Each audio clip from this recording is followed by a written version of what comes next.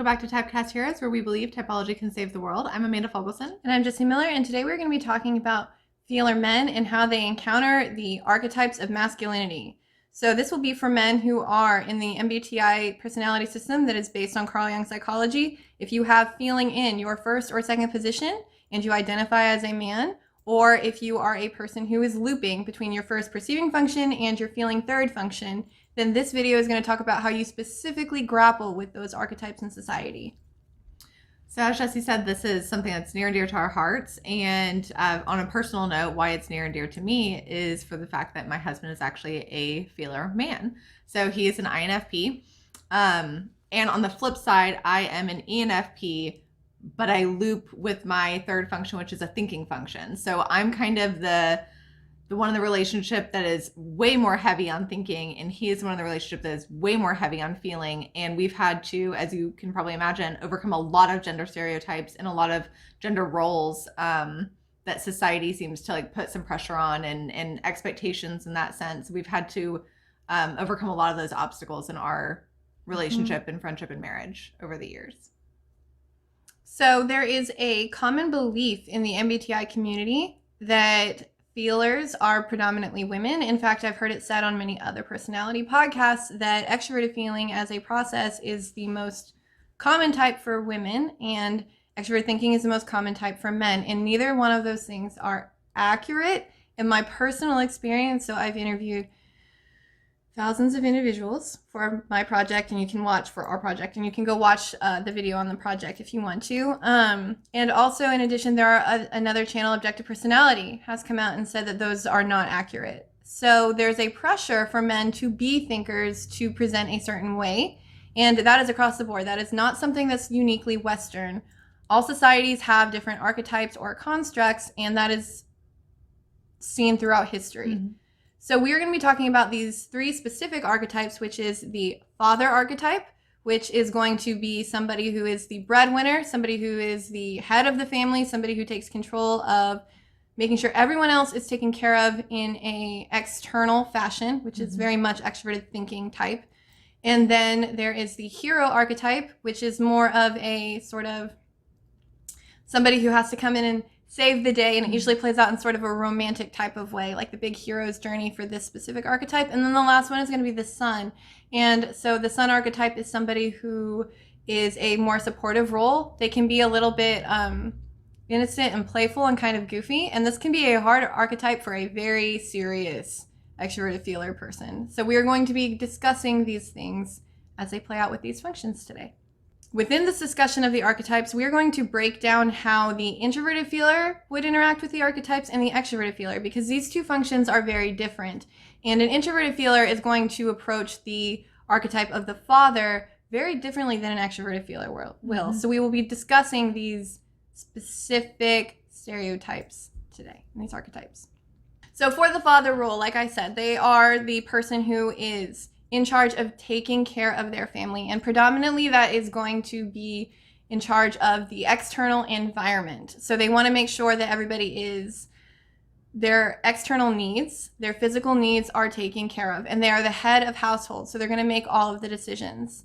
So for a extroverted feeler, this role can kind of feel very natural to them, because they can be like, I'm going to control this environment and making sure that I am taking care of everybody. However, sometimes that means dealing with a lot of financial decisions or a lot of efficiency decisions, and that can be a little bit of a challenge for an extroverted feeler because we have the extroverted thinking process. In addition, we've got this kind of leadership role that is thrust upon them that can also be a little bit of a challenge, because extroverted feelers, they want to control all of the things around them. They want to make sure that everybody's needs are taken care of, but sometimes that means you have to just make a choice. And you have to choose what's good for the whole.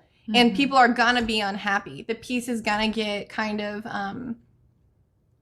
thrown off when you are in charge of a family, when you are in charge of a place and you're experiencing something challenging. So for an extroverted feeler who is trying to make a big decision for their family, this can be kind of a tripping point for them because they want to make sure that everybody's needs are met. And sometimes that means making a decision where everybody's not happy, or going against a choice that society says is not the right choice. And if you're an extroverted feeler, and you are in this position, you can be like, I am not doing the right thing that a father archetype says I should. Because the father archetype is not necessarily concerned with the emotional well-being of the people around you. It is, I'm going to protect the safety. I'm going to protect the physical needs. Like I said, I'm going to be protecting this household. I'm going to make sure that we're in a place of financial security. And for an extroverted feeler, sometimes that can be really tricky to maintain. Extroverted feelers, as we've talked about in our videos, can be very good at business. They can be very good at boss roles, but especially if extroverted feeling is your second function, this can be a really big challenge because you're looking for that external validation, and you can be like, I am not being like the strong manly type that I feel like I should be. I am not leading my family like I feel like I should. I'm not the main breadwinner. I'm not the main, and you could be, as an extroverted feeler, you could be doing all of these things, but we're talking about what those father archetypes are specifically thrusting upon you.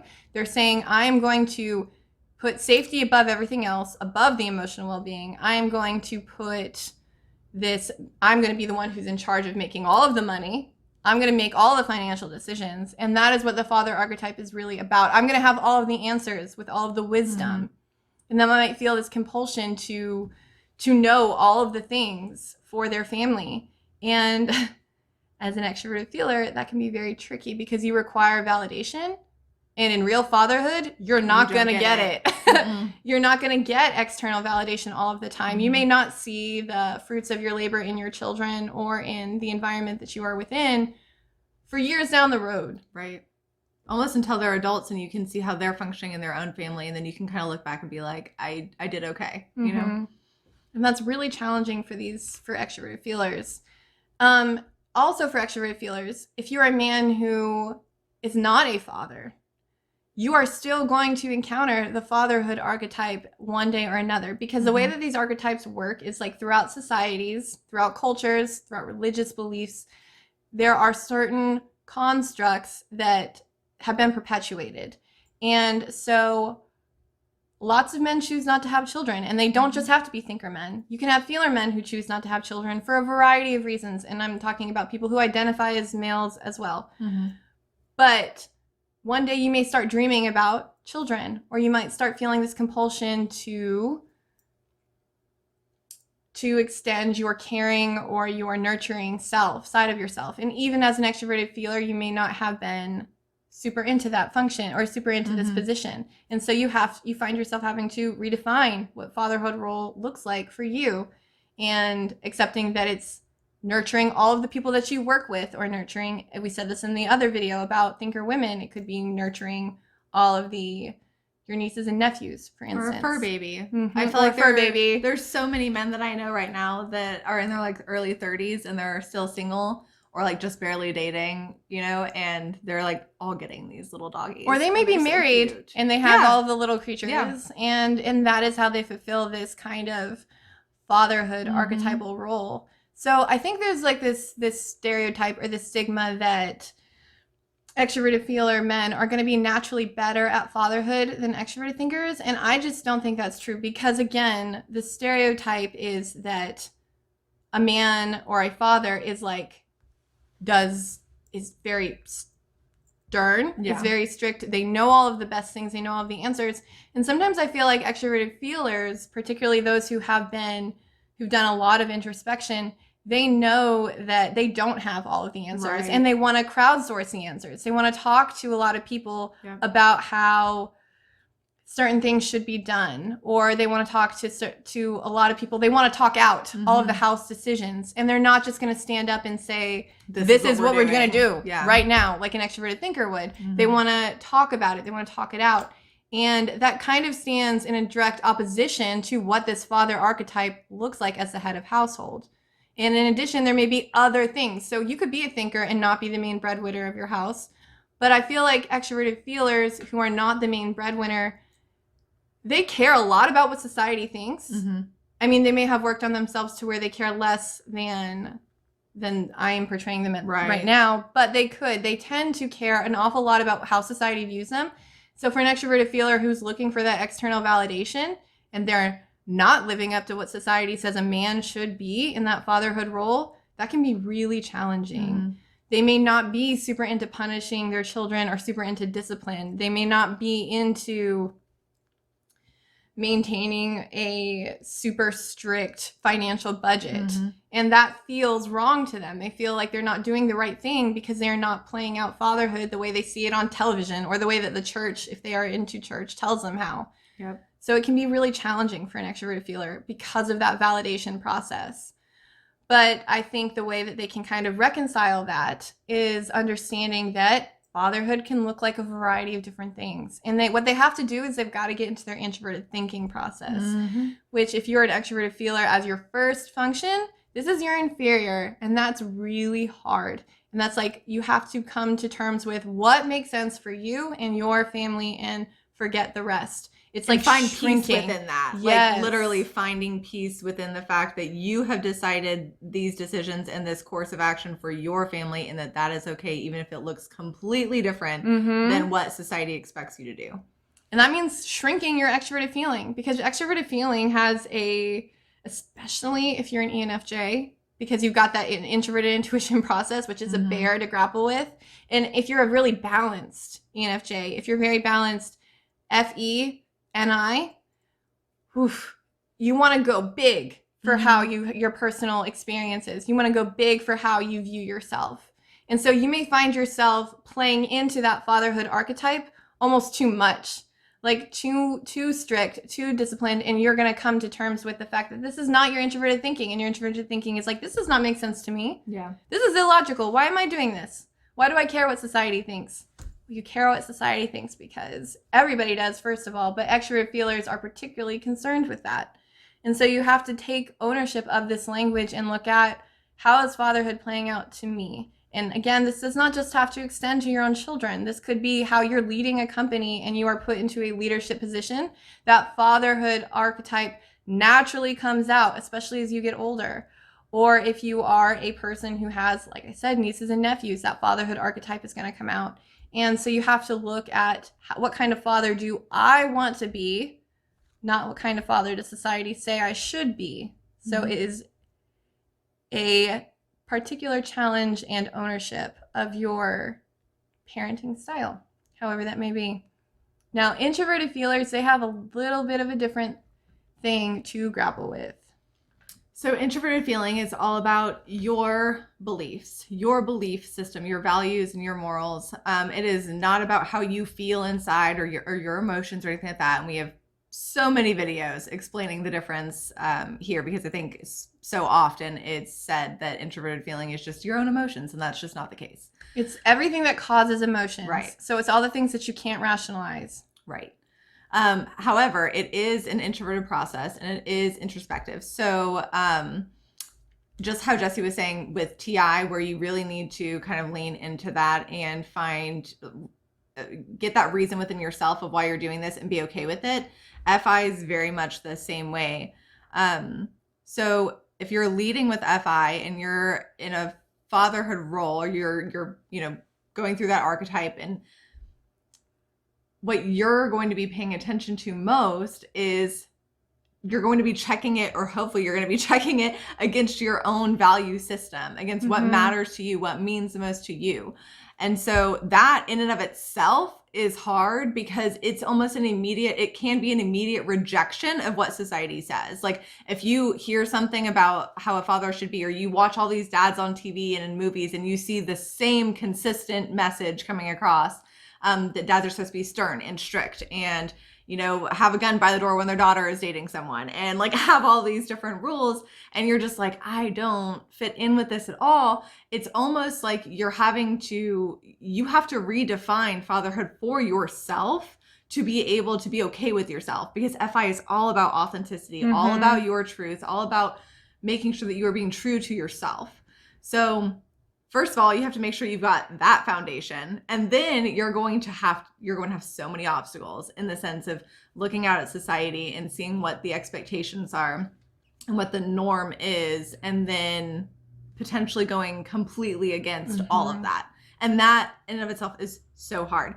On top of that, which that could be a hurdle for men and women, right? FI just in general in the world. On top of that, you are a feeler man. So your thinking process, if you are an ISFP or an INFP and you are leading with FI, your thinking process, your extroverted thinking is your inferior function. And fatherhood in general, as we see it in society, is all about extroverted thinking, just as Jesse was saying. It's all about that structure, that consistency, the control of the environment around you. And so if that's your inferior function, then it's going to be hard to tap into that. And you already have this complex about it because you know that it's probably not your strongest function. It's not your strongest, I don't know. It's probably an area that you need to grow in. And you already know that. Yep. You already know that you're not super great at organizing. You're not super great at planning ahead, perhaps, if you're, especially for the IXFPs. Yeah. You know that you're not, and you could be, right. You could have worked on this very hard, but you know that this is not a natural gift that you have. And so you might not necessarily care what society thinks about you, or what society, you may not necessarily care what society feels about you, but you probably care what they think about you. Right. And so there's this push for being masculine, and toxic masculinity is a huge concept on the internet. It's like a big buzz phrase. We are not bashing masculinity. No. We're not bashing men who are taking control, or men who are thinkers, or men who are very structured in planning. And I mean, I am married to a man who is very much embodies masculinity. However, what we are saying is that if you are oriented differently, there is nothing wrong with you, and you will have to encounter these archetypes. And how you deal with them is by redefining it for yourself. That's really what it boils down to, whether that be because you're an FE user and you need to tap into that TI to kind of make your situation okay and find that peace within yourself, or whether you're an FI user and that's just like who you are and that's what you're always going to have to do is find that peace within yourself. This all comes from a deeper understanding of ourselves and why we think the way we think, why we feel the way we feel, and then being able to move forward and saying, this is fatherhood to me and my family. And also, if you are at this point in your life, if you have gone through, if you are already a dad, if you've never been a dad, or if you are somebody who really wants to be a dad from the get-go, and you feel this urge to be that controlling father, to be the structured father, to be the one who makes all of the financial decisions, and you've never felt that compulsion before, and you're like, this is not me, I'm playing into society, I want to tell you to stop thinking that first off. If you have, so Carl Jung psychology, one of the reasons that it's so valuable to me personally and to so many others is because it talks about addressing those inherent desires within you. So if you have gone your whole life and you've always defined fatherhood to you, if you're an FI user, for instance, and you've always defined it, but one day you wake up and you're like, man, I'm feeling this compulsion to be that structured leadership type of father, to be the one who is really taking care of my family, I say you lean into that impulse. You explore that impulse. You talk about the impulse. Talk about it though. Yes, communicate. Don't just don't be a dad who's like married with children and all of a sudden you just like flip the switch one day. No. And you don't communicate. So just because you have this need does not mean you have to you don't have to actually act upon it. Right. It doesn't mean that you have to go from, like, if you're a stay-at-home dad and you wake up one day and you're like, man, I really want to be the breadwinner. It doesn't mean you have to go run up and work for, go figure out how to be in charge of a 500 company, Fortune 500 company. It means you need to talk about these impulses. You need to discuss it and figure out ways to meet those needs. So if you are a man who is in his late 50s, say, and you have always been maybe you're a writer, or you have some sort of lifestyle, or a journalist, some sort of lifestyle that has not allowed you to be a father, and then you wake up one day and you're like, man, I feel this need, I feel this impulse within me to take on this fathership role. You can lean into your extroverted thinking process as your inferior function, and you can be a mentor. You can be like that great uncle, or you can take foster care or fur babies. There are ways you can fill out that, or coach. Yes. There are ways. There's so many opportunities to lean into that fatherhood archetype. So one of the things that I see as really limiting, and I've talked about this before to some of our clients, but it's really funny to me when I talk to people who are in their 50s and 60s, and I'm sitting here in my late 20s, and I can see this within them. But one of the biggest struggles for them is just because you want something. So like if you feel like, I've talked to a lot of them who all of a sudden really, really, really want to be a dad, and it just never happened for them for whatever reason. And they've got this horrible like ache within them to be a father. I think it's important to understand that just because you have this desire that came from nowhere, like seemingly nowhere, doesn't mean you need the exact picture in your head. Like just because you want it doesn't mean that actually getting the thing is gonna fill this hole within you. When you long for something, the reason that these archetypes exist is because you are missing a piece of yourself. And so for feeler men, that is actually probably that extroverted thinking process. This is really heavy with the FITE. You're really you are wanting to lead and see a product, like see the fruits of your labor within a person. And you can do that in a variety of different ways. It doesn't have to be like, I'm going to leave my wife and go get some 20-year-old pregnant so I can play dad now. I mean, if that's how your life plays out, go for it. You do you. But it doesn't have to be this way. Just because you feel a desire does not mean that you have to blow up your whole life to chase it. Right. That's very important in understanding archetypes and archetypal needs and like these deep-seated desires you may have. So there's different ways you can meet it. All right, so now we're going to talk about the hero archetype. So the archetype of the hero and the hero's journey. And typically when we talk about the hero's journey within Carl Jung psychology, the hero is the main character who saves the day. But we're going to be talking about the specific sort of romantic hero, because when we're going to be talking about how this plays out within a marriage, within a husband, within a person's life. So we're going to be talking about this side. So a hero usually is not all super lovey-dovey, right? A hero is the one who knows what to do. They save the day. And again, it's with physical needs. It's action-oriented. Action-oriented, yes. It is not emotions. It is not about the emotional, like, well-being. And a lot of feeler men are like, yes, I got the emotions, like, down pat. Like, I can help your emotions all day long. But then I've heard this from so many INFPs in particular, or ISFPs, those who really lead with FI, where they're like, or actually, you know what? That's not true, because we've got an ESFJ that I can relate this to as well. Who's a dear friend of mine. Obviously, I've interviewed and worked with lots of people of all types, but I'm thinking about like specific people in my life who go out there to find a lady and they realize, man, women say they want romance, but they don't. Yeah. They want someone to lead the way and fix the It's a common complaint. And, Yes. Women want a man who carries a pocket knife. Yeah. That is a joke we have made in my household many times because my husband is very masculine. The thing is, and then they look at this hero archetype, that a man is supposed to be the one who's like, I am man, hear me roar. I'm like running around with my shirt off and I'm like going to save the damsel in distress from physical danger and I'm going to save the day. And that is really challenging. So for extroverted feelers, they really care about controlling the emotional environment.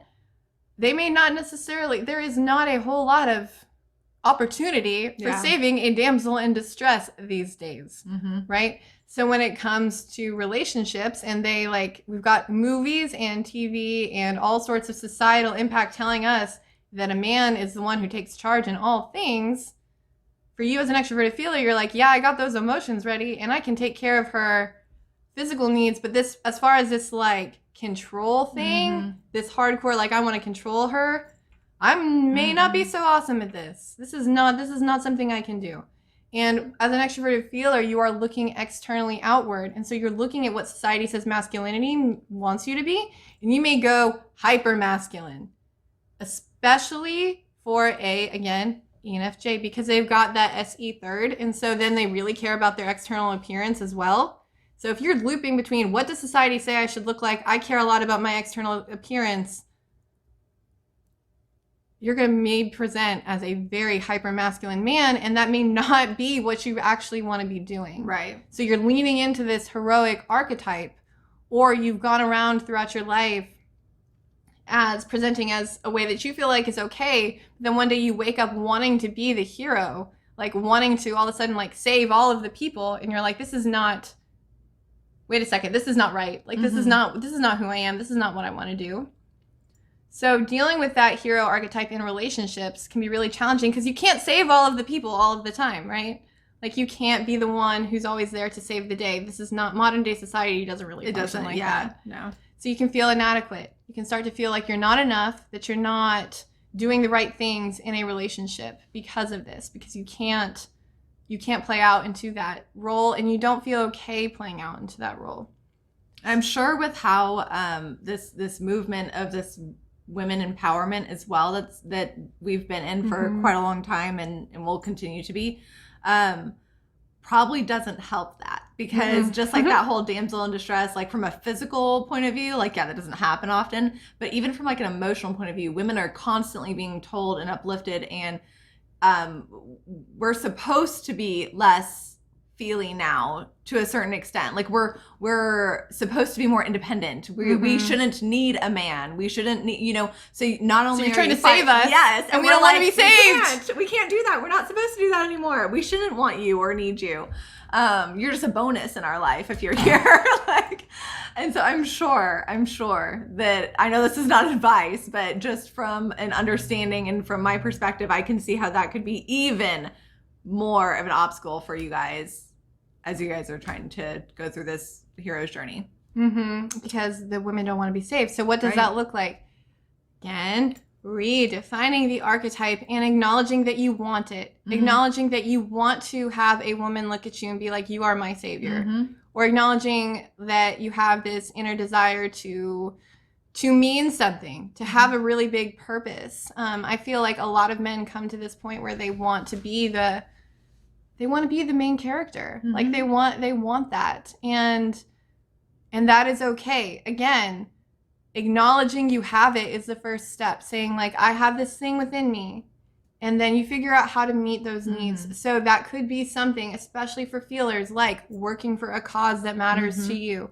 It could be letting go of toxic relationships, because as I'm thinking about this and I'm thinking about toxic masculinity and a man who wants to appear masculine or wants to appear like they are saving the day and is really concerned about the emotions of others, they might go look for those really messed up individuals. So that could be a man or people. Yeah, a man or a woman, depending on their sexuality. They could be looking for the ones who are broken and messed up and busted, because they're like, okay, this is how I can get my hero's journey. Yeah. And I can fix these people. And I think sometimes saying that as a hero you want to save yourself is acceptable. Yes. And especially for extroverted feelers, like they have such a tendency to be codependent, whether that's in your first, second, or third function. I see it a lot where they want to take care of people to their own detriment. Yeah. And that's also very heroic. In its own way, for sure. It's a sacrifice. It is. However, you can't be the main character if you have emotionally burned yourself out. So it's important to sometimes to redefine that hero's journey to taking care of your own self and making sure that your needs are met as well. So introverted feelers I think they feel this even harder to an extent. Yeah. Because they are all about like, even ISFPs or INFPs, man, they've got this idealized version of reality and they really want to save you. Yeah. So introverted feeling, it's like, I care about being authentic to me. And and I care about being the romantic one. But this is what I see with men often. So again, the hero's journey, they're the main character. So they're going throughout their life and they have this version of authenticity and they realize that their authentic process is not wanted, right? So it's stepped down. So when they they feel this compulsion to be the hero, and then they're like, I can't do it. I'm not good enough to do this. I'm not worthy. I'm not worthy enough to save anyone. So it can go both ways. It can be like, I feel this need to save everybody at the cost of myself, because saving people is authentic to me, and that is how I can play up into this hero stereotype. I can't run around doing all of the physical actions, but I can be their emotional saviors for a feeler man. Or it plays into, my whole life everybody has told me that I am not manly enough. I can't save you. I can't step up and be the one to protect you or take care of you. I do not have that within me, and that is just as negative. Both sides of this are really hard and harmful for an introverted feeler man. Because it becomes who you are, right? Because this is such a huge, like, this idea of being this hero is embedded in every man. Like, at some point you will have this thought or this feeling or whatever of being this hero, of going on this journey. And when you really take that into consideration and it kind of flows into you, it becomes a part of who you are. And which is kind of why this FI versus FE, why FI might actually have a harder time with it, because it becomes your authentic self. And so if your authentic self isn't good enough, if you are feeling like you can't do the things that you keep seeing everyone do, or the things that you feel like you should do, or are being told that you should do, then it affects who you are. And on top of that, what we see so many times on the internet is people being like, well, I just don't even care. Like, I actually don't care about what anyone else thinks. And I'm just me and I'm happy about it and it's all good. And while that's wonderful that you feel that peace and that happiness within yourself, as I would hope at some point every human can experience, there's still a part of you, and it's okay to admit this, but there's potentially still a part of you that's like, damn, I'm not that man. Like, I am not the man that a woman would find physically attractive because I can't physically save her. I'm not the kind who can do the budget. I'm not the kind to take control in this situation. I'm okay if my wife or whoever makes more money than me. I'm okay. And all of that is so hard to overcome. And nowadays, again, as I said before, with women needing to be more independent and rely less on men, and us being told constantly that that's the route that we should be going down, then it kind of leaves those FI men sitting here like, what am I good for? Mm-hmm. And so it can look like being her emotional support. Mm-hmm. It can look like saving people emotionally and being there for them when they need you to be. But it can also look like working for a cause. Mm-hmm. It can also look like doing something that matters to you and meets the authenticity process, and you decide, this is how I'm going to be a hero. And it sounds so cheesy to say. Right. Like, getting a grown man to admit that part of him wants to be a hero in the story, it wants to be the leading man, is very challenging. I don't know that any man in my real life would say that. Only of my clients will say that. But real men in my life do not, or men who are in my real life, not real men, but like men who are in my real life probably would not say, there's this part of me that really wants to be the one who saves the woman and who is just dashing and like, oh man, charming, like Rhett Butler. Yes. But women all want those men who are super brave, or theoretically, women want all these men who can do these. They want the hero. And so you feel like you need to be the hero. And if you can't be the hero physically, then you're going to be there some other type of way. I think the first step, though, before you can encounter any of these things is you have to say, I have this desire. It is okay that I have this desire. What is a healthy way I can meet this desire? Because sometimes it is leaning into that extroverted thinking process or your introverted thinking process. What makes sense to me if you're an extroverted feeler? How can I logic my way through this? Let me lean into my logical system and let me work on developing it. Or for extroverted thinking, what is the way that I can exert some control? What is the way that I can find some actual product in the environment? How can I see the fruits of my labor? So those are the two ways that you can find your hero's journey piece missing. And something else that's important is you may feel this urge many times throughout your life. You may feel like, oh man, I met this need, and then 20 years from now, you're going to feel it again. That is okay. When you feel a compulsion for something, when you feel these archetypes playing out, it means that your ego is ready to grow. You are ready for a bigger part of yourself. You're ready to expand beyond the box that you currently live within. And it may not look like how you think it should. Just because you want it doesn't mean you need to get that exact thing to get this hole within you filled. So don't go out looking for a damsel in distress. No, do not do that. That's probably a mistake. I did want to say one more thing about FI. So I have a lot of FI men we both do have a lot of FI men in our lives. And whether that be the first, second, or third function, we're just kind of surrounded. With that, though, we really are. You're thinking about it? Yeah, because my husband, your husband. Our friends, like, the people that we're closest to. Everybody's TEFI, except for me. Yeah. Well, and our ESTP friend. Hey, ESTP friend, if you're watching this, you should. So, one thing that I see within I guess the most common complaint is where I'm going here, is that they can't have time for themselves. They can't find time to actually do those passions, because they are supposed to be leading a family. They are supposed to be leading their partners. And more than likely, they're probably not super efficient at it. And it may take them more time to do the budget. It may take them a week to budget for their month instead of it being just a few hours as a TE Dom would take, right? And so then you're trying to be this man of the house. You're trying to be this or this hero or whatever you're trying to be. And it's maybe just not a quick organic process for you. And so if that's the case, then you're trying to balance yourself, because you means so much to you because you have FI, and that can appear selfish and that can feel selfish. And then you've got these people counting on you. And that's a really, really, really hard balance. And the number one complaint I hear about, or from men who use FI, is that they cannot find time for themselves and for their passion. And within that, they start to lose themselves, because an FI woman probably we're pushed a little bit more to look inside ourselves, to, analyze our feelings a little bit more, to make sure that we're understanding ourselves, and that, we're in our hearts a lot. Men don't have that pressure from society to do that.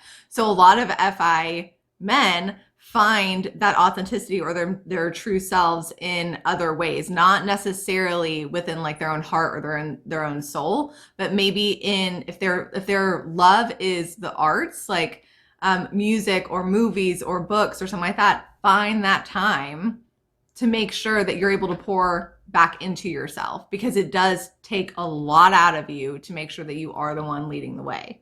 Mm-hmm. So the last archetype we are going to discuss is the sun archetype. So this is like the child or like the boy archetype, because all men encounter this.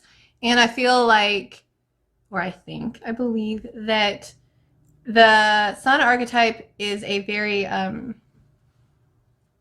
it's a very TI, honestly, type of way. It's kind of a playful one where a child is boundary pushing a little bit. They're playful. They've got this childishness, and they've got like this like goofy part of them. So for the sun archetype, this is when you look at kind of like a boy, a playful type of thing that's very innocent, and it's very much, it just wants to play. And for men, this desire to just want to play is one of those common things that I see in all men of all types. But feelers have a unique challenge when it comes to this, because I'm actually going to start with, well, no, we can go with extroverted feeling. Yeah. So with extroverted feelers, they're looking at how the values of society are, and men are not supposed to play very often. Or if they do play, there are specific boxes. Right. So they can play in sports. They can play in video games. They can play in these specific realms, like locker room type of deal. But they can't play for themselves. They can't lean into like this kind of like, I don't know, whimsical type of personality. And they may feel a want or a desire to be playful, however that plays out for them. So that could be something like writing poetry or creating artwork or going outside and literally playing with their children. But society pushes this image of men don't do that. And if they want to play, these are the acceptable ways to play, and these are not. And for an extroverted feeler who's like looking at how society is viewing them, that is really hard, because you want external validation. So when society's like, no man, painting or playing with your children outside or doing, it's too feminine, or dressing up, playing dress up. Yeah. I get society is shifting, but I feel like, especially again where we are in the American South, there's been a little bit of a resistance towards that kind of shift. But if you want to be a man who's like playing dress up with your children, or like playing tea parties, or letting your daughter paint your fingernails, or do your makeup, it can be hard to kind of let go of this idea men don't play like this. And so even if you have that desire to be kind of playful, to be like the sun type, you may not want to. You might be fighting this desire within yourself, which is going to bite you later. So for introverted feelers who encounter this particular archetype, they're going to fight against the authenticity within themselves. So they're going to want even more to play if they feel this urge to be playful. Right. They may also feel this push, the same push, because push on men is masculinity looks like this, And they're like, no, this is not authentic to me. And it makes them feel really bad about themselves and really hard on themselves when they want to engage in this kind of playtime. Especially if that playtime is not sports, you know, like what Jesse was saying, if it is one of those whimsical things. And again, I think the FI users in our life, so many of them anyways, are so good at writing and all these like artsy things. And it just kind of sucks because it seems like it takes them time to be okay with that part of themselves. And so, because they just shouldn't be spending their time on that. Like if they don't have their budget in line, or if they don't have a great job yet, or if they don't have a corporate job yet, or a businessman job yet, or anything like that, then like, why are they spending time writing and reading and watching movies and or playing video games with their friends or anything like that? They should not be doing that yet because they don't have all their ducks in a row. And that's not right. That's just not right. This is completely allowed. And then on top of that, you've got this like, I don't know, this obstacle that you're going to try to overcome even when you do decide to sit down and do this, real life gets in the way too, right? It's like you will be pulled back out. And then if you're an FI user and you start putting any of these archetypes into your FI and you say, oh, this is my authentic self. I'm a playful person. I'm going to be playful from here on out. This is not just a phase. This is just who I am. Then you have the real world who's like, hey, by the way, you can't just like play all day. You know, you can't go home after work and just be on your Xbox all night. You can't. And I feel like from like a woman's point of view, we hear this all the time from wives and girlfriends, and we've experienced it ourselves, where it can appear as like that selfish, I don't want to do real life. I want to be in my head and in my feelings and in my thoughts or whatever over here doing this playful thing. Exactly. And so one of those things, there are two sides of that. To an extent, like again, those archetypes need to be indulged. These secret desires that you have, they need to be addressed. But just because you have, I'm going to say this over again, just because you have that desire does not mean that it needs to become all consuming. There can be other pieces of yourself that you are not missing. And it can be very tempting to do the playful thing of, I'm going to go play video games all night long. Or I have this desire to play. Society says sports are the thing. So I'm just going to completely ignore my family for a while. And I'm just going to go dive into fantasy football like super hardcore. And I'm just not going to talk to my family. Yeah. Because then I can meet this need that I have within myself to play, to be the kind of like goofy person. And society says this is okay, but I'm going to ignore my needs over here. You need to talk about these desires. You need to talk to your wife or your husband if you are oriented that way, or your partner, or if you live by yourself, you do you, but I'm sure you've got other obligations to encounter. Friends and family. You have to talk about, I have this need within me to be childlike, to be playful. Let me discuss how I can do this in a healthy way that's healthy for everyone. That's something else that what is healthy for one person is not going to be healthy for the next. Right. You have to decide what is healthy for you. But the worst thing to do is to be say you're an extroverted feeler man and you've got this inner desire to play, to be childlike, to be kind of like, I don't know, just fun. And you're like, no, I can't, because society says I've got to be, you've got all these archetypes that you're dealing with. And you're like, no, I've got to be the father. I've got to be the one with a level head, and I got to make all these choices, and I'm stuck in a job I hate that doesn't mean anything to me, because that's what society says, and I care what society says I should do. And I'm also got this hero thing, so I'm trying to save my wife over here because she's got her own mess, so I'm trying to save her. But then I've got this inner desire to play, and I'm going to shove that in a box. Yep. That's a mistake. Don't put things in boxes. Yep. When you feel that urge, when you start dreaming about these things, you talk about it. You bring it out into the environment. And partners need to be supportive through this. There's nothing, just because you think a thing does not mean anything. Just because you're feeling like, man, I really just want to, I feel like society really shames men who want to go, like the man child, right? Yes. Like it's like this big negative thing. It's like this big trope on sitcoms and romantic comedies of like the man child. I don't want that. Nobody's giving you permission to be a man child. But what we are saying is it's okay to say, I don't have all the answers as a man. Right. I just want to sit here and collapse in on myself, and I want to play for a little bit. I don't want, the world is hard. Yes.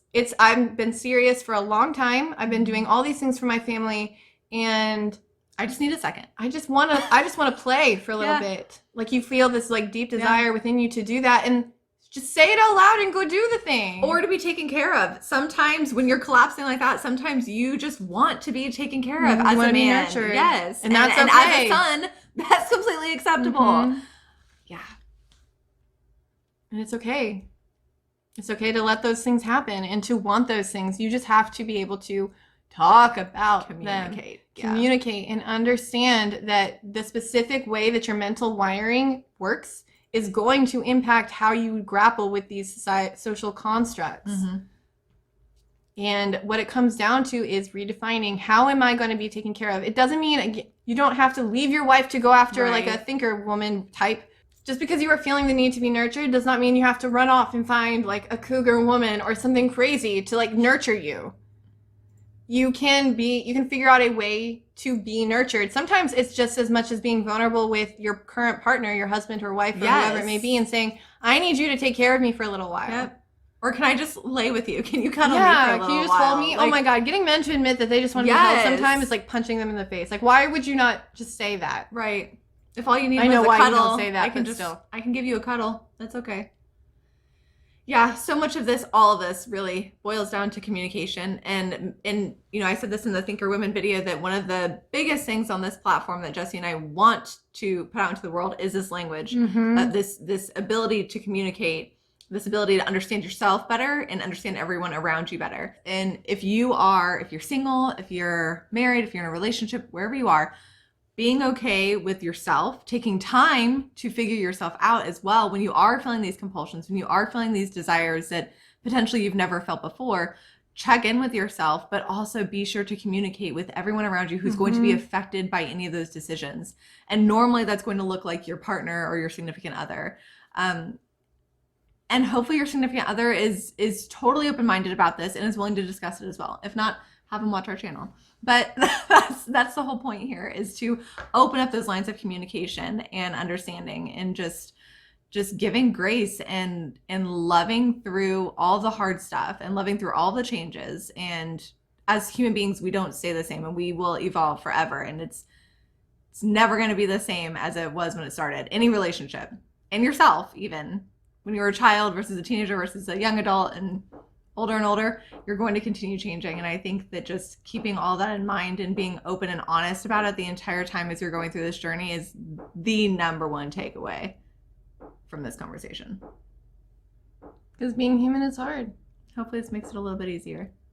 Thank you for watching our video. Go watch our channel. We used a lot of technical terms in this video, so there's lots of explanation on our channel for all of the things. You can learn a lot about Carl Jung psychology and MBTI and how using this language can be incredibly helpful for you. So tell them what to do. We are also on Facebook, Instagram, Reddit, and Discord. Obviously YouTube as well. So go hit us up if you are interested in the project or want to be interviewed or want to go through the type clarification process. Just go ahead and either drop a comment below or message us on any of those platforms and we'll reach out. Thanks for watching. Bye. Bye. Let's gather around the type fire and sing our type fire song. Our MBTI TYPOLOGY song. And if you feel uncomfortable, then know there's nothing wrong.